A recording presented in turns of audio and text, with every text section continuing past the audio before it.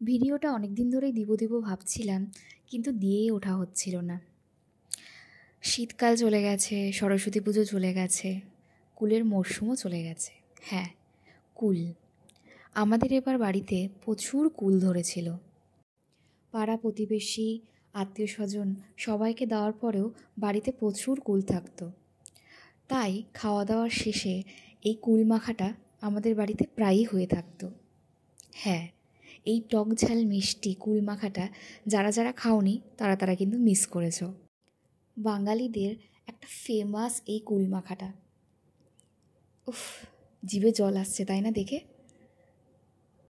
আর যখন নিজের বাড়িরই গাছের কুল মাখা হয়, উফ, তখন আর কোথায় যায়, স্বাদ আরও দ্বিগুণ বেড়ে যায়।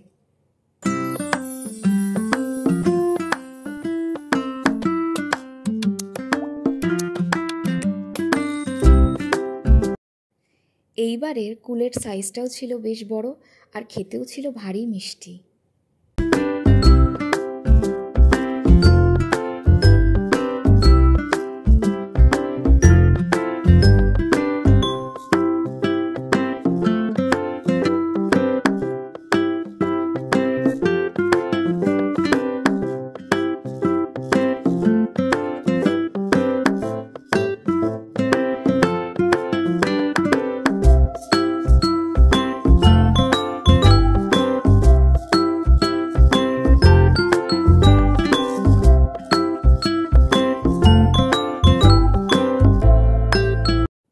যারা যারা এখনও পর্যন্ত এই কুল মাখাটা খাওনি তারা অবশ্যই এই কুল মাখাটা ট্রাই করো।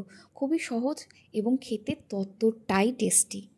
কিছুই না, কুলগুলোকে ভালো করে প্রথমে ধুয়ে নেবে, তারপরে কোনো শিলনোড়া বা কিছু দিয়ে ভালো করে হালকাভাবে থেতো করে নেবে। বীজগুলোকে কিন্তু ফেলে দেবে না।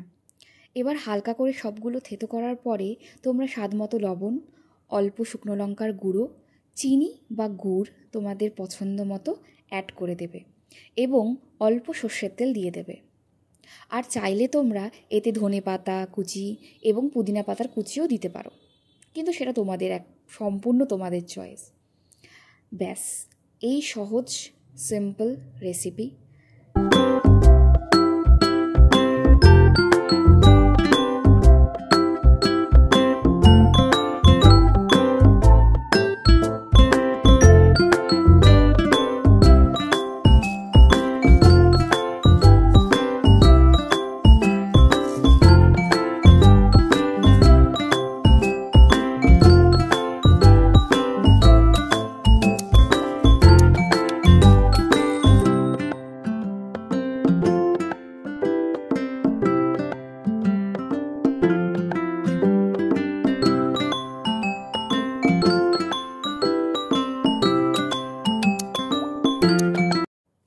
অবশ্যই ট্রাই করো এবং বলো কেমন লাগে।